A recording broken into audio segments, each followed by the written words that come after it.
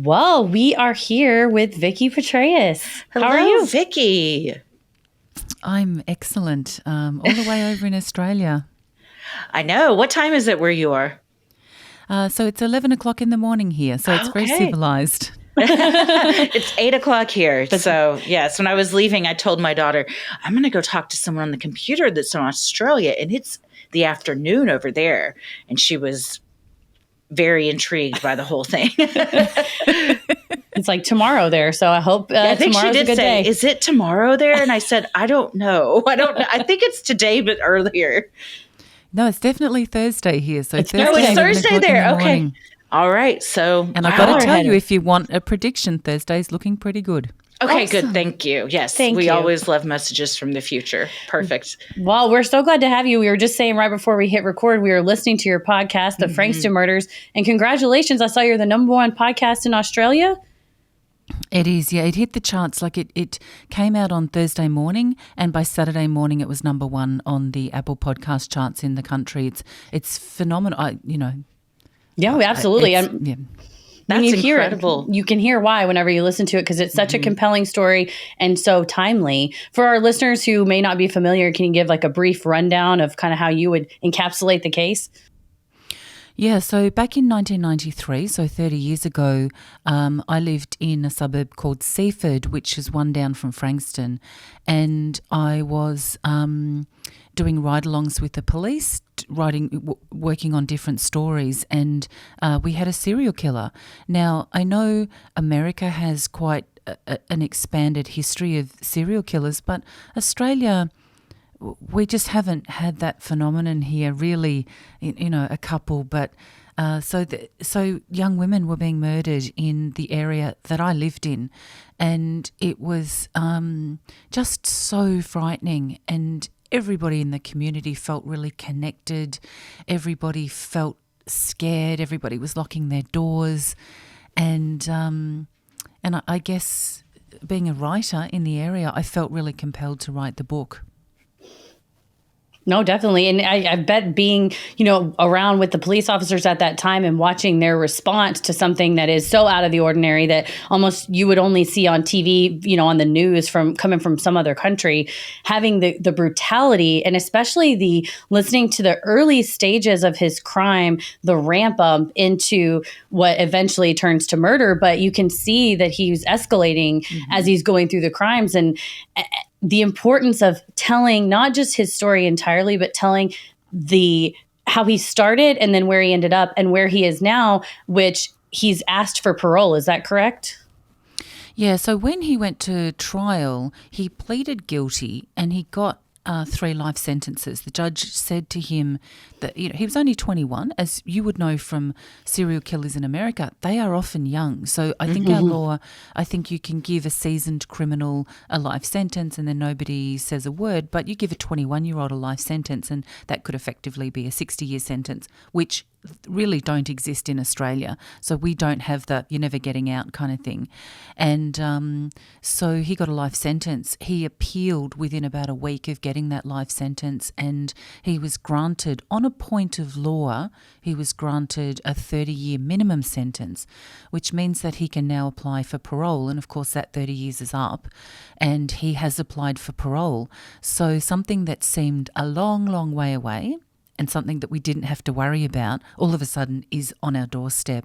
And so we, when I say we, I mean the families and friends of the girls, we're kind of banding together and doing whatever we can, including the podcast, to say to the world, please don't let him out, and especially the parole board. Oh, definitely. And you've seen with podcasts that we've covered, Kristen Smart, the case in America with Your Own Backyard, or Phoebe's Fall with the case of Phoebe Handstruck. In actually, aren't you in Melbourne? Is that where you're at? Yeah. Yep. And so you see the power that the storytelling has, where it isn't just, it's compelling to listen to, but it's the victim's family gets to have their say, but that also you can move the needle on things that are political or, something like this, where it's a matter of public safety that you can hopefully make an impact and have citizens that otherwise wouldn't be engaged in this possible, the parole of this possible killer say, no, we live in this neighborhood. We don't want him out. We don't want him in our streets. An imminent threat too. Definitely. So, yeah. And I think what the podcast did in a big way, and I didn't understand this until I did the podcast, but when I put a community call out and said, if you've had an encounter, if you had an interaction, please get in touch because I want this to be a community story. And I just didn't realise how many people out there that he had followed and stalked and had these encounters with him that they never forgot. And I don't know that we'll, and my podcast, I think, would be the tip of the iceberg. We don't know how many people were affected, but gee, there's a lot. And they're still getting in touch with me as of yesterday. I'm still getting people say, hey, he pulled up next to me in his car and he tried to get me into his car and I ran. And this person yesterday was a 14-year-old boy. So I think as someone today rang me and congratulated me on the podcast and said, you realise that you're a social historian? And I went, no, okay, I am now. But really, if a 14-year-old boy, if I interview him and record him, that I'm still building the story, that maybe he's not just targeting women, maybe that was just luck on his part, but maybe he's targeting anybody. Yeah. Well, Heather and I talk a lot about the power of storytelling, and on our Freaky Friday episodes especially, we hear from listeners all the time of the same thing happened to me, or I had suppressed this memory and then I heard another person's story and it brought it back up. And so it's kind of become this community of people really leaning on each other and feeling like a sense of community because they have shared experiences, which is, I think, what your podcast is doing too. Now that some people have come forward, just it encourages and makes others feel braver because they know that they have a safe space with you to come forward and say something. And if your podcast is the tip of the iceberg, then I hope you keep going because you're incredible and the story needs to continue to be told. But don't you think you too would get this as well, that podcasters, we're very approachable. And I think people that have said to me, I tried to take this story to the police or I rang Crime Stoppers, which is a hotline here, and no one ever got back to me. Whereas when they get in touch with a podcaster, they get to tell their story. And I think that's our power, is that we just listen to people. Where they might not get an audience anywhere else.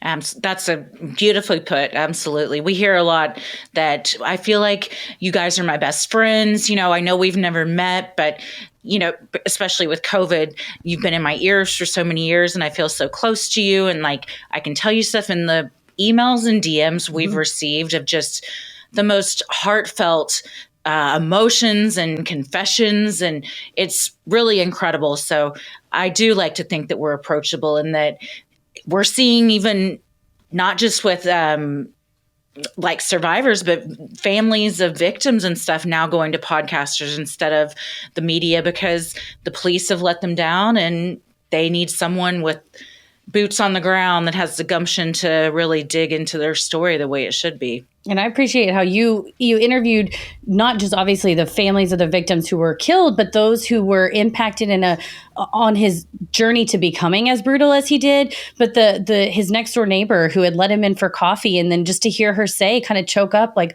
I never expected that would be something that he did. And I thought it was incredibly powerful how you said, they're wolves in sheep's clothing. They're very good at what they do. They're very they're crafty, skillful, and so don't feel guilty that you and I think that telling your story, and especially to someone who's as a seasoned journalist like you are, a storyteller in the true crime space, where you've seen run the gamut all these different cases, and you can say from a position of authority, you did nothing wrong. You were being a good neighbor and you let your neighbor in. You had no idea that he was secretly sneaking in. It's like what you always say of what's your thing you say about snakes? I worked with Legal Aid and I worked with older adults, so over 65 victims of crime. And you have a really tough time whenever they don't want to tell authorities, police, anybody what happened, or even their adult kids because they're ashamed. And they think, oh, I'm such an idiot. I'm so stupid. I shouldn't have gotten scammed. I shouldn't have fallen for this. And I was like, if you're out for a hike and a snake jumps out and bites you, you didn't do anything wrong. That's what snakes do. They jump out and bite. And that's the same with the people that you interview that had these near misses with them or had these, encounters that were dramatic and violent, but they weren't home, at the time, like with Donna. But they didn't do anything wrong. She did nothing wrong. She was just giving her baby a bath and going to hang out with her husband. So I think it's really powerful what you do. So we definitely appreciate that. And you have the story. Thank you. I think there's a great irony where so many people over the years have come up to me at author talks and they'll say, I feel really guilty because normally I would give Natalie a lift home, but I didn't. That day I got caught up, and it just occurred to me one day, like a rock in the head, it occurred to me that people in the community, everybody feels guilt, apart from the one that should. And I think this is what telling your story gets to do, is that you get to say you were just being you and you did do nothing wrong. And I think also we're not designed to pick psychopaths. I think I certainly, even though I'm a true crime author, I move through my world with great compassion and humanity, and I don't disbelieve people.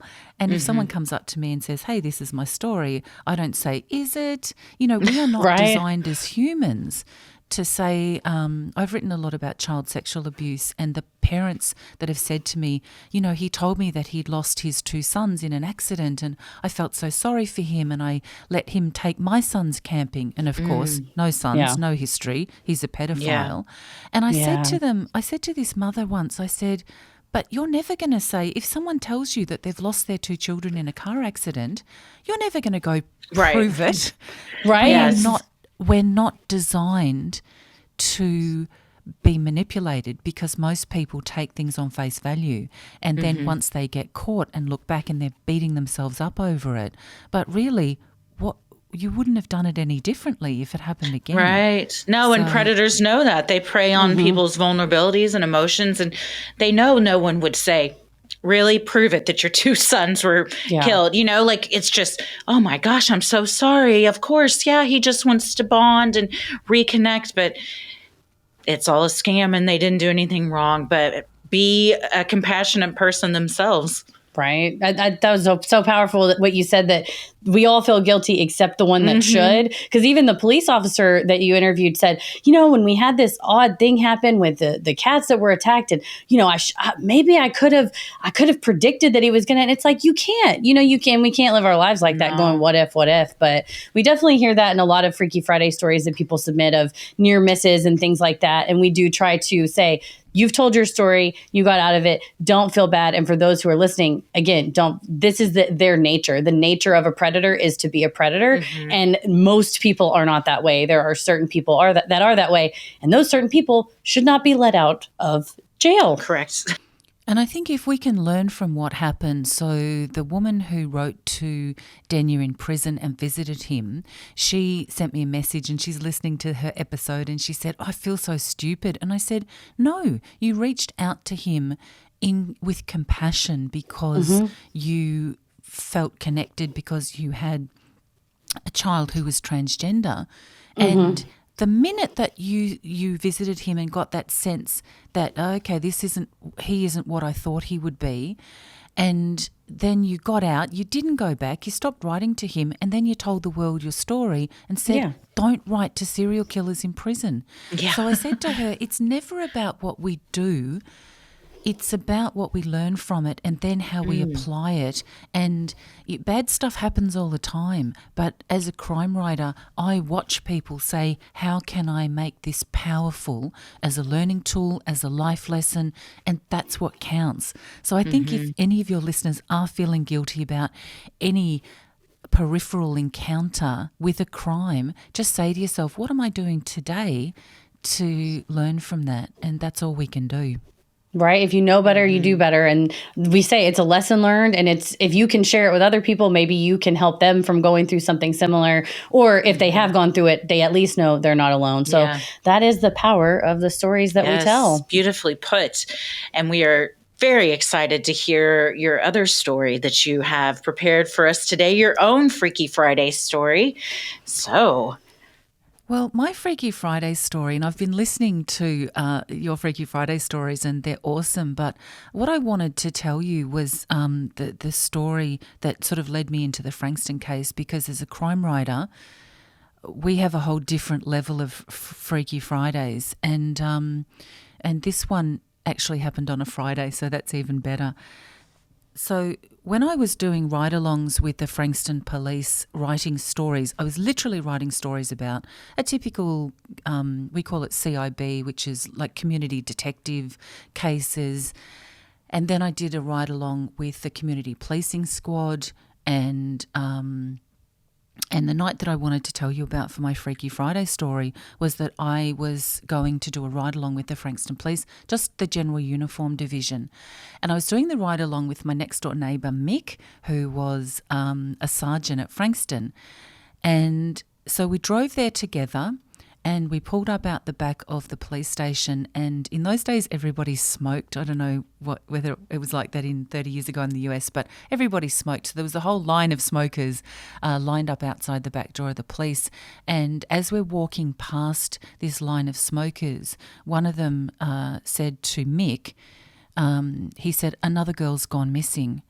And there was just this pall of absolute it was like the life had been sucked out of the whole police station, because there were 200 extra police that had flooded into this little community and to try and catch the serial killer and keep women safe. And there was this feeling like right under our noses, he's just taken another one. And I remember my next door neighbour said, "What kind of girl was she?" And as a feminist, that's the question of it shouldn't matter. But I understood from an investigative point of view, because if it's a kind of a naughty kid or that may not come home, but the answer was not a school kid. And so there was just this feeling of absolute horror that this girl had gone missing. And then by the time we got into the police station building, someone had come down, a man had come down from upstairs where all the bosses were, and he just looked at my next door neighbour and he said, "They've found her and she's dead." And again, it's really hard to explain the lack of, it was like there was no emotion left. It had all been, there was no expression. It was just, "They found her and she's dead." There was this sense of disbelief. And so as a true crime writer, I got caught up in, like my next door neighbour said to me, "We're all going there, and you've got permission to be with me, so just get in the back seat and just keep your head down." And so I felt like this moment in history that I was in the back of a police car heading to the scene of the final murder of the serial killer victim. And while, of course, I didn't get out of the car once I was at Natalie, the third victim, was killed on a bike track. So it was a track between two golf courses, and it had that cyclone wire fence, and the serial killer had cut holes in it so that when he saw her approaching the bike track, just walking home from school, he went up first and ducked in through a hole so that when she walked past him right in the middle of this very, tracks that would have had a lot of kids maybe half an hour later, but she'd left school a bit earlier, and then he jumped out and cornered her. And so I was in a police car parked at the end of the track, and I remember just thinking, I have to write this book. I have to... I'm here, and what I could see outside the window was the police helicopter hovering above where she lay on the bike track and shining, it's called the night sun, the big powerful light, and shining that down on what I knew was the scene of a serial murder. And so I guess as a crime writer, that's my Freaky Friday story that actually happened on a Friday, that I had this encounter with this serial killer that I ended up, and 30 years later, I'm still writing about it. So I think that was my freakiest Friday story that I had. That's a pretty Freaky Friday story. Thank you so much for sharing that. It's just to even hear you talk about it now, I can feel your emotion of like pulling up and just the eeriness, the emptiness, that's someone's daughter. They've gotten the worst call of their lives. To have all of that energy in one place, to be compelled to write the book and then be so successful. Kudos.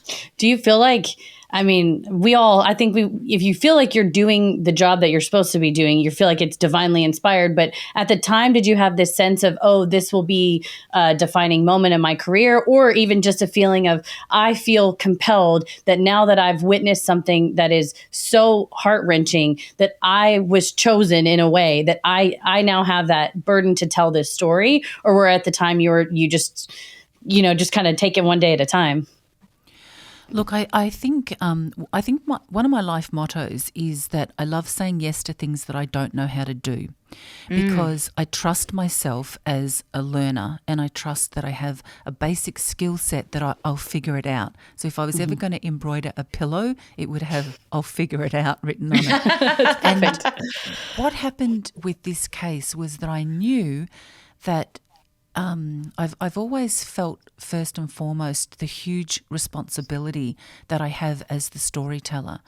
And I knew that for this case I would have to approach families, and that terrified me because I was so worried about intruding on grief. And I was young. I was maybe 20, maybe 27 when this happened, and I was young and I didn't have that life experience.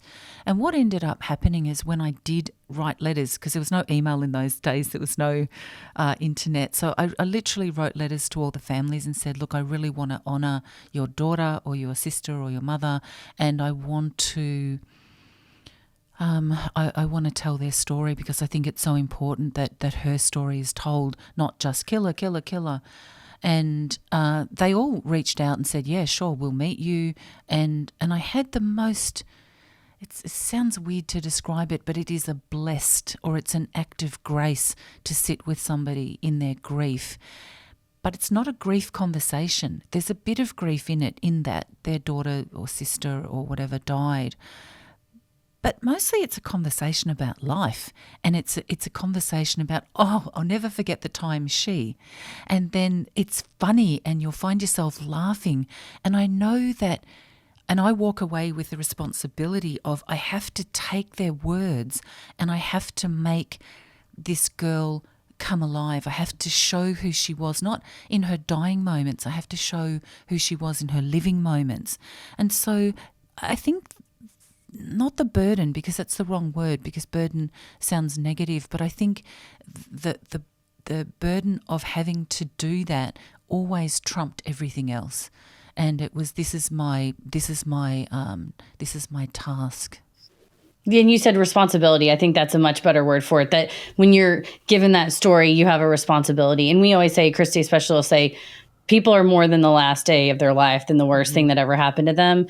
And so we try to take the same tack when we tell stories. And so you feel that responsibility that this was a whole person. This wasn't just a singular event that's, entertainment for people. It is a story. And what are we going to learn from the story? And like with the Frankston murders, what are we going to do now that we know this story, that it's been brought back to the public consciousness? What are you, listener, going to do? Are you going to make some phone calls and say, hey, we want criminal justice reform, or we specifically this case? So I think that that's a beautiful cycle, that you can take grief from someone, live with them, sit with them as they celebrate their loved one's life, and then help bring that story to others, and then help enact change. It's a beautiful career you've done. Yes. Oh, and it's very putting exciting. it like that it's an honor to sit with someone in their grief is beautifully put. And I had never really thought of it like that, but you couldn't be more right. And it is, there are moments of grief, but really you're talking about their loved one that they, in their life. So there's an overbearing sadness, but for the most part, it comes from a place of just like fondness. So you've done a great job of telling the victim stories. Yeah, I just love it, and because I'm not a trained journalist, so my background is at that time was an elementary school teacher. So by day I would be with little children, and by night I might be riding in the police helicopter or doing a shift with a serial killer, and it was, so I had these two very, very different worlds. Wow, but I very also different.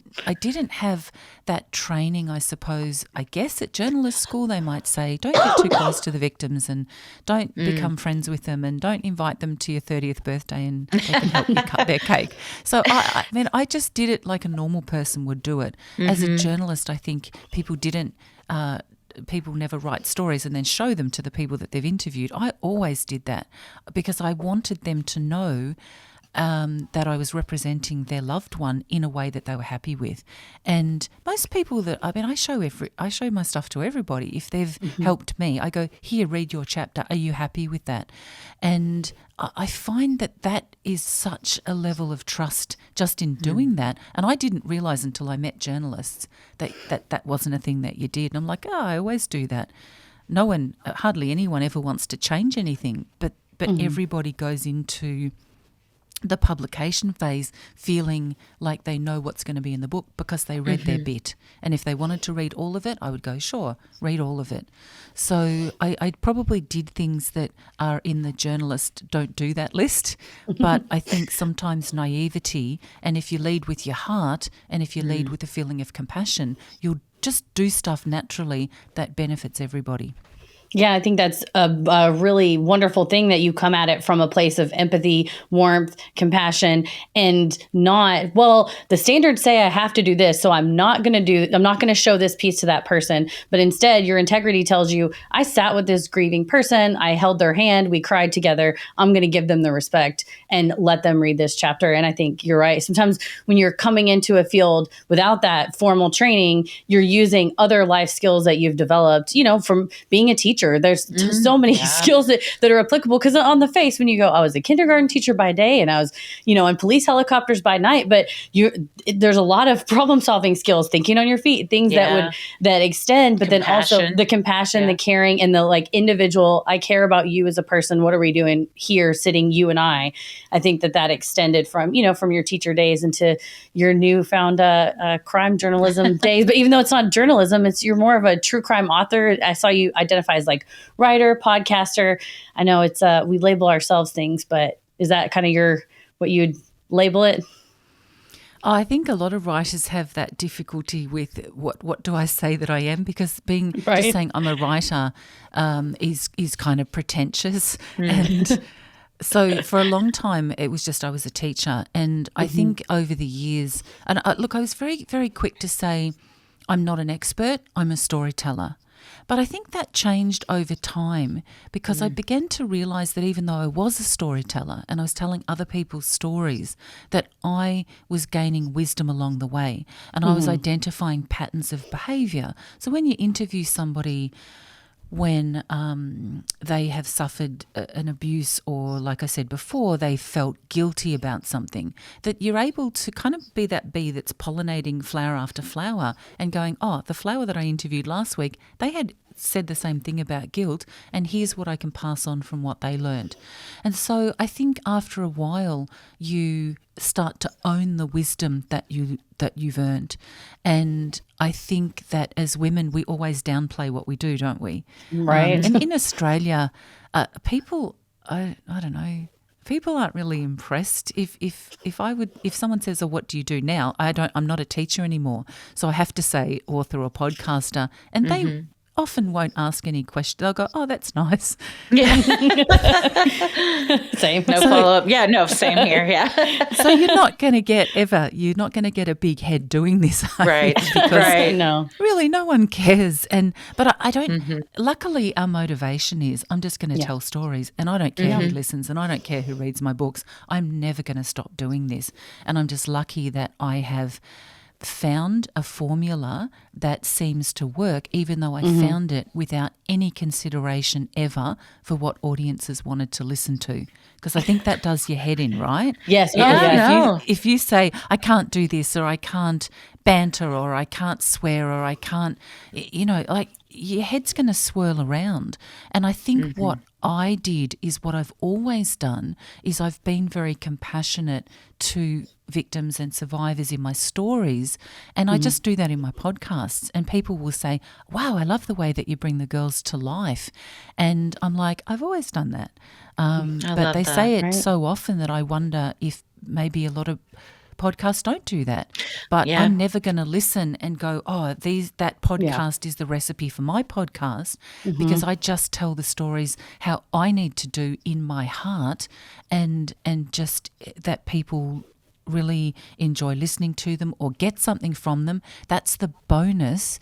But I don't, I kind of, I don't know. Do you guys do this? You work in a bubble. You just do what you do, Yeah, same. and you flick it out into the world, and then you Exactly. just cross your fingers. Yeah, we say, because we perform on stage too with comedy, and there's obviously an audience there and you get that immediate feedback. But we say all the time, like, we're just kind of screaming into the void. And then, until somebody reaches out via social media, email at a live show or something, you don't really have that connection, which social media has been such a great way for like our community to spring up and really stay connected. But I completely identify with not really knowing what to call yourself. People will ask me what I do, and I never have felt comfortable saying I'm a comedian. And then I would say, well, I'm a podcaster, but then I'm not just a podcaster because, I act, I write, we perform improv. So now I just say an entertainer, and I'm always like, that sounds like a made up job. Like I work for the circus, and people are like, sure, you're an entertainer. But and usually it's just like, okay. And I think, it stuns them with confusion, and then they don't ask any follow-up questions. Yeah. But it's a weird thing to have to say. But we, like you, our main focus is coming at every story from an ethical and compassionate place. And we also hear all the time, and we've kind of developed this reputation, which we love, of ethical storytelling in the true crime genre, because it is a hard thing to take what is the worst day of someone's life and talk about it in a way that doesn't seem sensational, or you're just doing it for likes and clicks. And we always, tell the story from, we don't start it at, and then they were murdered. We talk about their backstory and their life and how they grew up. And so the victim's story is at the forefront of it all. In the center. And I think it comes from, you're sitting there face to face with these families. We've both had jobs in our pre-podcast days. I was a lawyer. Christy spent time working at a domestic violence shelter. And so when you are sitting with somebody who has been through the worst day of their life, them telling it to you, but then being like, what you said, what you can pass on to them, understanding that podcasting is a medium to do that on a large scale. It's a gift. Like, we've been given a gift, you've been given a gift. And I think we all feel that, what you said, responsibility, right? That we can tell these stories, and hopefully people can take something away from it. Yeah, you always say, because she left a cushy law job to go full time with podcasting, but you've said many times that you sincerely feel like you can help more people in this position than you even could as a lawyer, because it is like, you're in Australia, you can connect with people all over the country. We got an email from someone yesterday that I think is in Malaysia. And I was like, that's crazy that somebody in Malaysia is listening to our voice, but it's we feel honored and like this is our calling to like tell stories, and it's started off as like a podcast, but I think it's become more of this community where people do feel like it's a safe space for everybody. I think true crime is that in general. Yeah. And have you found that I know you work with Casefile pretty closely. Do you feel that in Australia that there's a true crime podcasting community? You all have kind of the same directive? I think that the podcast community is such an interesting phenomenon. And one thing that we had a podcast, I don't know whether you listened to a podcast called Teacher's Pet, but it was a podcast, that came out of a journalist who looked at a case from 35 years ago and went, there's a missing wife here, there's a husband who moved a very, very young girlfriend in as a replacement days after she went missing, and said she joined a cult. We don't really kind of have cults here in a big way, but And he kind of looked into it. And now the guy, the husband has been charged and found guilty of murdering the wife. Wow. What struck me with Teacher's Pet was that people didn't respond as observers, right? They're not just sitting there going, we're going to listen to this. They respond as activists. So that this whole community sprung up from Teacher's Pet saying, let's buy the house, let's dig up the soft soil, let's demolish it and we'll find Lynette. And Wow. and they were doing marches for Lynette, and they were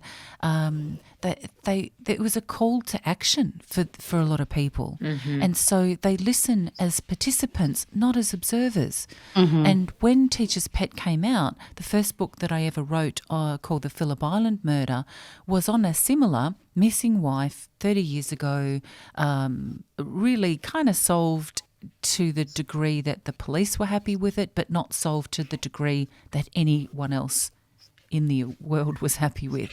And so that was the first natural podcast. But people were saying you should do Phillip Island because of Teacher's Pet, because Teacher's Pet has pushed this case forward. And so the Casefile host said, hey, make it with us. And I went, okay. Again, I did not know how to make a podcast. And what I did is I just rang people that I'd been in touch with for years and said, can I interview you? And they went, sure. And so I wrote the script, I recorded it with my niece at her podcast studio, and then she stitched it all together because I don't have that skill. And I sent it to the Casefile host and I went, here's episode 1. And he said to me much later, he said, I was waiting for you to ask us how to do it. And I thought, I never would have, I'll figure it out. I never would have thought to ask him how to do it. Like, I just kind of went, okay, how do you do this? All right. There you go. go. This is how you do it. It's your cross-stitch pillow. I'll figure it out. It was funny because he played it, I think, for his producer, and he said to me later, I just put it on and said, listen to this, and the producer's like, oh, is this one of ours, and who is this? What's the history? He goes, just listen to it, and they both really enjoyed that episode, and so I guess that extension from writer into storyteller with words, spoken words rather than written words, was a very natural progression for me, I found. Yeah. It's working great. So for our listeners, Frankston Murders podcast, what do you want them to know? Do they listen, subscribe, follow? Yeah, so all 11 episodes have been downloaded, I think, on every platform. I don't know. I'm not technical, but I think, on Apple or Spotify or whatever. And so they can just click on episode 1 and listen to all 11 episodes. And I would recommend doing that. And make sure, listeners, if you go on episode 1, that you have time to listen to all of them, because you will not want to stop, because it is such a compelling story. And for those in Australia, hopefully, have you seen any movement, any response from the government, from the parole board or anything? Are there any rumblings that the podcast coming out has made an impact just yet? I'm going into Parliament House tomorrow in Melbourne to talk to, from the podcast, the third victim, Natalie. She was going out with a young man at the time who ended up getting into politics, and he is in our parliament. And so I'm going to go and talk to him tomorrow, and we're going to be interviewed by a journalist. So it really is... it's gaining traction so quickly that it's taken me by surprise, and I think it's making waves. That's amazing. We will follow this closely, and we hope that something good comes out of this. There's been a lot of American podcasts that recently, you mentioned Your Own Backyard with Kristen Smart, and Paul Flores was finally convicted of her murder, and it took a podcaster just becoming interested in her story. He drove by the billboard every day because he grew up in the same town, and now it's finally solved however many years later. But so we can't wait to see what happens with this. You've been a phenomenal first guest for our first Freaky Friday interview. Your story was amazing. You have the most amazing voice. I would like for you to just tell me all my information. Anytime I need to be told something, I'll just send you a message if you could send it back. But where can people find you? What are your social handles and everything? Oh, goodness me. Twitter, I have 800 followers, so that's probably why I don't know my social handle. No worries. I think it's Vikki Petraitis. Just if you search that on Twitter, I'll come up. And for sure. I have a Facebook author page, and it's just Vikki Petraitis author page. So it's and Instagram, I think it's Vikki Petraitis. I don't have a tag that's like no worries. the writer or anything like that. So if you just search my name, it'll come up. Yes. For sure. And we'll link you in the show notes and everything sure. as well. So listen to the Frankston Murders podcast wherever you get your podcasts. And thank you so much, Vikki, for being with us today. Thank you so much. Lovely. It's Thank lovely you. to meet you. You as well. Thank you so much.